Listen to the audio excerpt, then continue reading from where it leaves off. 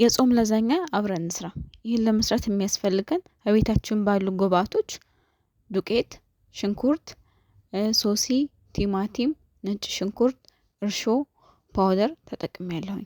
በመጀመሪያ ሶሲያችንን በውሃ እንዘፈዝፋለን። ሶሲያችንን በውሃ ከዘፈዘፍን በኋላ ሽንኩርታችንን በጋለ መጥበሻ ዘይት አድርገን በደንብ ሽንኩርታችንን እንጠብሰዋለን። ሽንኩርታችንን እያቁላላን ጎን ለጎን ዱቄታችንን እናቡካለን። ዱቄቱን ለማቡካት የተጠቀምኩት እርሾ፣ ዘይት፣ ፓውደር ብቻ ነው ያደረኩት። ሌላ ምንም ያደረኩት ነገር የለም። ካቡካን በኋላ ላይ እንደዚህ ጎን ለጎን ሽንኩርታችንን ቲማቲም ጨምረን በደንብ እናቁላላለን። በርበሬም ጨምረን በደንብ እናቁላላለን፣ ሽንኩርቱ እስኪሞት ድረስ ማለት ነው።